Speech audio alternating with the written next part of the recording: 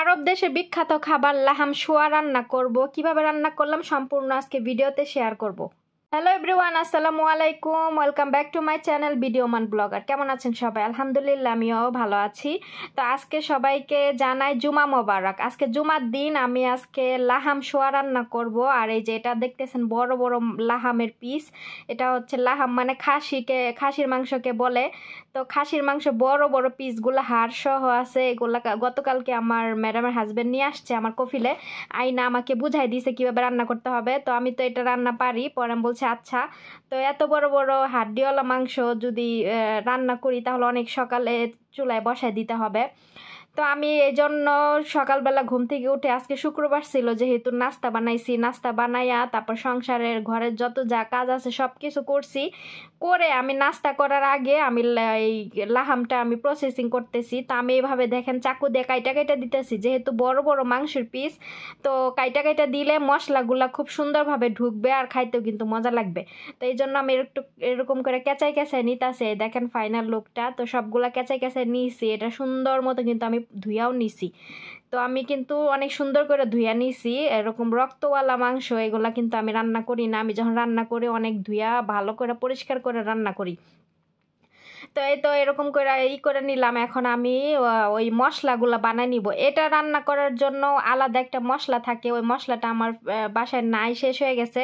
তো আমি গতকালকে বলছিলাম যে ওই মশলা তো নাই। তো আমার কফিলে বলতেছে যে তুই তো বানাইতে পারো, সেই মশলা বানাইয়া তারপরে ওইভাবে রান্না করিস। তো আমি ঘরে যেই সব মশলা ছিল ওইগুলা দিয়ে আমি ওই মশলাটা বানানোর চেষ্টা করছি। যাই হোক আলহামদুলিল্লাহ অনেক সুন্দরভাবে মশলাটা বানানো হয়েছে। তো এখানে আমি শুকনা মরিচের গুঁড়া, ধনিয়ার গুঁড়ো, খাসির মাংসের মশলা, তারপরে তেঁতুলও দিছি। তেঁতুল দিলে ভালো হয় এই খেতে। তারপরে দিয়েছি আদা রসুন আর পেঁয়াজ ব্লেন্ডার করে, সামান্য পরিমাণে তেল, আরও হচ্ছে একটু এলাচের গুঁড়া, এগুলা দিয়ে সুন্দর মতো মাখায় নিতেছি। দেখেন হাতের মধ্যে গ্লাভস পরে নিছি, নাহলে ঝাল লাগবে। আর একটু মরিচটা একটু বেশি দিছি, কারণ মাংস এত বড় বড় মাংসের পিসে মরিচ না হইলে ভাল লাগে না। আমাকে আমার কফিলেই বলছে একটু বেশি করে মরিচ দিতে। তো এই দেখেন সুন্দর মতো এটা মাখায়া আমি এখন রাইখা দিমু। রাইখা আমি রুমে চলে যাবো। 8টা বাজে অলরেডি। তো রুমে গিয়ে আমি নাস্তা করে একটু রেস্ট নিয়ে 9টার সময় আমি রান্নাটা বসাই দিমু।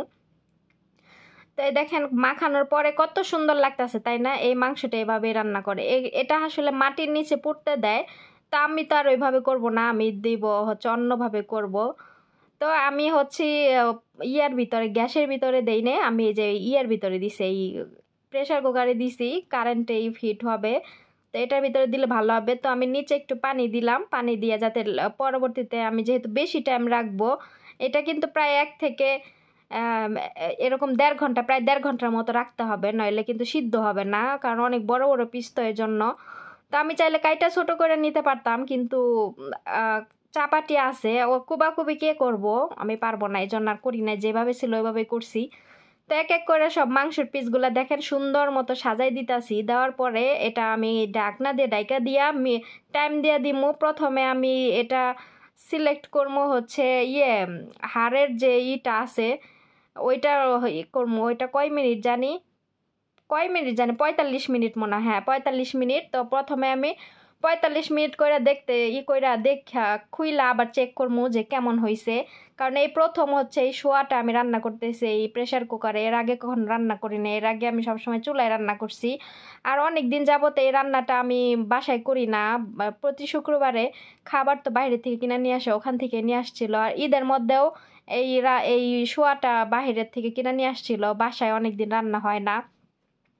এটা রান্না করতে গেলে দেখা যাচ্ছে গ্যাস অপচয় অনেক হয়। তো আজকে তো গ্যাসের মধ্যে আর গ্যাস অপচয় করি নাই। তো আজকে এই প্রেসার কুকারে দিয়ে দিলাম। তো টাইমিংটা সেট করে দিলাম 45 মিনিট। এখন আমি এটার অন্যান্য কাজ করব। তো অন্যান্য কাজ আমি আরেকটু পরে এসে করবো। এখন বাজে মাত্র 9টা। তো এই 9টা বাজে আমি রুমে গিয়ে আরেকটু রেস্ট নিব আধা ঘন্টার মতো, তারপর রান্নাঘরে আসবো। তা আধা ঘন্টা পরে আমি ওই যে 45 মিনিট পরে আমি রান্নাঘরে আসছি, আইসা দেখি যে এটা হয়ে গেছে। তারপরে খুইলা দেখলাম, কারণ একবারে বেশি টাইম দিয়ে রাখলে দেখা যাচ্ছে যদি পুইরা জায়গা, কারণ এর আগে যখন কখনো এটার মধ্যে রান্না করি না, এর জন্য বারবার অল্প অল্প টাইমিং দিয়ে আমি চেক করে করে দেখতেছিলাম। তো মাশাআল্লাহ একবারে ভালো পরিমাণে সিদ্ধ হয়ে গেছে। তারপর আর কিছুক্ষণ সিলেক্ট করলে হয়ে যাবো। আর এই যে দেখতেছেন না পানি উঠছে, এই পানি দিয়ে আমি আবার ভাত রান্না করবো, এই জন্য আমি ভাতটা বসাইতেছি না।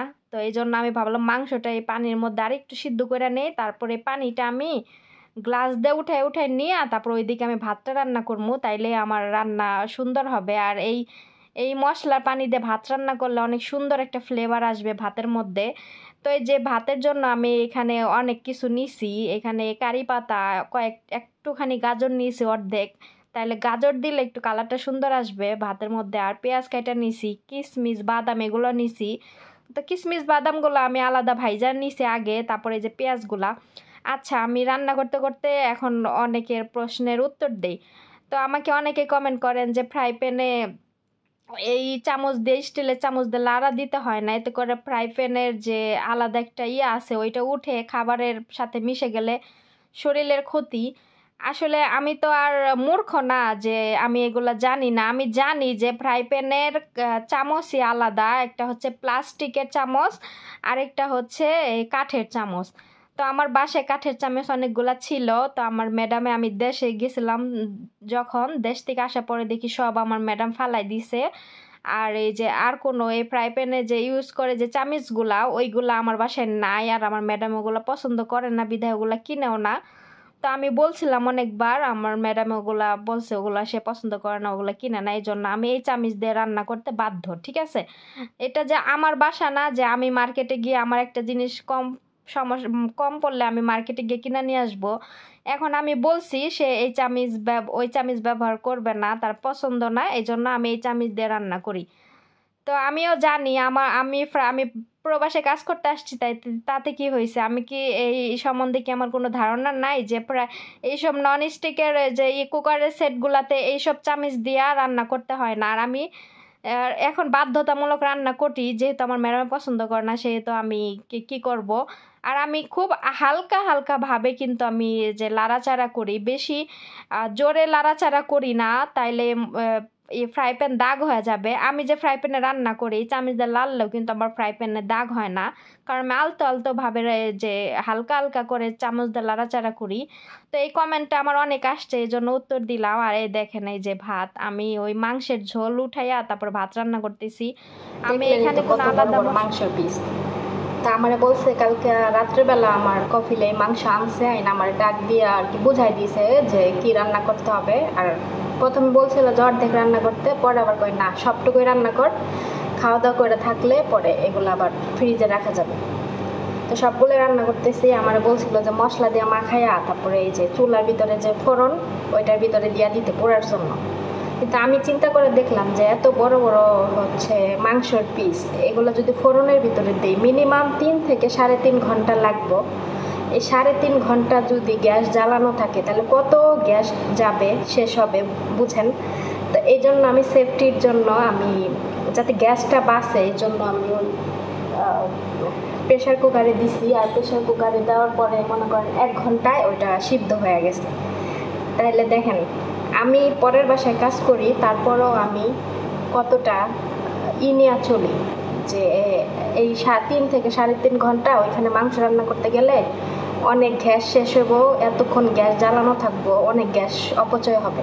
তার চেয়ে ওইটাতে রান্না করি বুদ্ধি করে। ওই প্রেশার কুকারে দিছি সুন্দর মতো, এখানে রান্না হইতেছে, কোনো ঝামেলা নাই। আর ওই যে ওইদিকে ভাত বসাই দিছি। তো এরকম আসলে পরের কাজ নিজের কাজ এটা কোনো বিষয় না। একটা জায়গায় অনেক দিন যাবৎ কাজ করলে আপনার নিজের মতোই মনে হবে, নিজের মতো। এখন আমি যদি চিন্তা করতাম যে আমার কি, আমার টাকা দিয়ে তো আমি কিনি না, শেষ হলে ওরা আনবো ওদের টাকা, আসলে এই জিনিসগুলা একদমই উচিত না। যে কোনো জায়গায় কাজ করেন সেটা নিজের হোক আর পরের হোক, নিজ দায়িত্বে কাজ করবেন, তাহলে মনে করবেন যে এতে করে পাপ কামাবেন না, ঠিক আছে, আল্লাহ খুশি হবে। অপচয় করা তো ভালো না, এটা আমরা সবাই জানি। তো এটা আমি প্রতিটা কাজ এরকম করে সেফটি মানে বাসায় করে করি নিজ দায়িত্বে, যাতে করে একটা জিনিস অপচয় না হয়। তো আমি কাজ করি, আমি ওইরকমভাবে অপচয় না করলে কি হবে, যারা কিনে এরাই বেশি অপচয় করে। যে আমার ম্যাডামরা, আমি তো দেখাই আপনাদের সাথে শেয়ার করি, ওরা খাওয়া দাওয়া হোক আর যে কোনো কিছুই হোক অর্ধেক খাইব অর্ধেক ফালাইবো। এই যে পানিগুলা বোতলগুলা নেওয়া যায়, অর্ধেক খায় আর অর্ধেক ড্রয়িং রুমে সোফার নিচ দিয়ে এখানে ওখানে ফালাইতে হয়।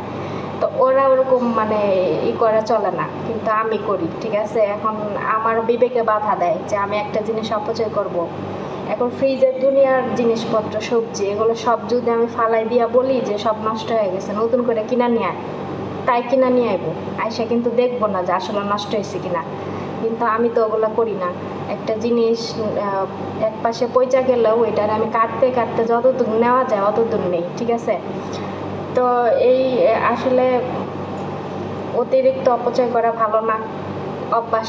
এখানে যদি আমি ওদের মতো অভ্যাস করতাম তাহলে ভবিষ্যতেও আমার ওই রকম অভ্যাস হয়ে যেত। হয়তো দেখা যাচ্ছে বিয়ে শাদির পর জামাই একটা জিনিস কিনে আনলো, আমি ওরকমই ওদের মতো স্বভাব চরিত্র করলে ওরকমই হয়ে যেতাম, সংসার জীবন আয় উন্নতি হইতো না। আর আমাদের বাংলাদেশে যখন চলে যাব তখন অনেক হিসাব করে চলতে হবে। এখানে যদিও হিসাব যতটুকুই করি, তো দেশে গেলে তার চেয়ে বেশি হিসাব করে চলতে হবে, ঠিক আছে। কারণ যাই হোক, অনেক কথা বললাম 10:30 বাজে রান্না বান্না শেষ করতে হবে। অবশ্য সব কিছু শেষ, এখন আর একটু বাকি আছে, তাইলে শেষ হয়ে যাবে। আর সবাই একটু সাবস্ক্রাইব করে দিবেন, পাশে থাকবেন। যারা যারা নিয়মিত কমেন্ট করেন তাদের জন্য অনেক অনেক ভালোবাসা। যারা আমাকে ভালোবাসেন, আমার ভিডিও দেখেন, তাদেরকে অনেক অনেক ভালোবাসা আর অনেক অনেক কৃতজ্ঞ তাদের প্রতি যে নিয়মিত আপনারা আমাকে দেখতেছেন, ঠিক আছে। এইখানে আবার মাংসগুলো আমি বারবার 3বার করে আমি খুলছি, 3বার করে আমি টাইমিং সেট করছি, কারণ ভালো করে সিদ্ধ তো করতে হবে। সিদ্ধ ছাড়া আবার ভালোভাবে সিদ্ধ না করলে ওরা আবার ওগুলো পছন্দ করে না। এখন দেখেন অনেক বেশি ভালো সুন্দর হয়েছে, একদম নরম হয়ে গেছে, আর সিদ্ধ করতে হবে না।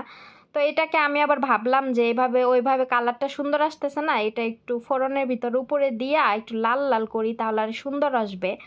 তো আমি একটা বড় সেনিয়ার ভিতরে মাংসের পিসগুলো দিয়া তারপরে ফোড়নের ভিতরে আগুন জ্বালাইয়া ওইটা উপরে একটু ফ্রাই করে নিয়েছি, কালারটা অনেক সুন্দর আসছে।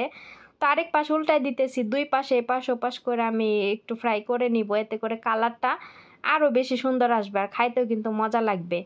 তো আমি ওইভাবেই করতেছি। তো মাশাআল্লাহ আজকে রান্না একদম পারফেক্ট হয়েছে, একদম পারফেক্ট, আলহামদুলিল্লাহ। এখন তবে একটা জিনিস ভুল হয়েছে, এই যে মাংসের যে ঝোলগুলা দিয়ে ভাত রান্না করছি না, এখন মাংসতে তো মরিচ দিছিলাম একটু বেশি, ভাতটা একটু আমার কাছে একটু মনে করেন মনে হয়েছে যে মরিচ বেশি হয়েছে। এখন জানি না এটার জন্য ঝাল হয়েছে, একটু হালকা একটু ঝাল হয়েছে। তো এটার জন্য আবার ম্যাডামে কিছু বলে নাকি এটা আমি জানি না, তবে রান্না আলহামদুলিল্লাহ পারফেক্ট হয়েছে। যদি ঝালের জন্য কিছু বলে যে ম্যাডাম যে বেশি মরিচ দিছি, তাইলে তো আর এই কিছু করার নাই, কারণ আমার ম্যাডামরা তো একবারে ঝাল খায় না। আবার ম্যাডামের হাজব্যান্ডে উনি আবার ঝাল খায়, উনি আবার পছন্দ করবে। তো জানি না, দেখি খাওয়া দাওয়ার পরে কি বলে জানি না। আমি ভাবলাম যে আজকে শুক্রবারের ভিডিওটা শুক্রবারে শেয়ার করি, এই জন্য রান্নাবান্না শেষ করে আজকে ভিডিওটা এডিটিং করতেছি। আর দেখেন নিচে ভাত দিয়া উপরে মাংসের পিসগুলো সাজাইয়া তারপরে বাদাম কিশমিশ পেঁয়াজ ভাজা এগুলা দিয়া সুন্দর মতো আমি ডেকোরেশন করে নিতেছি।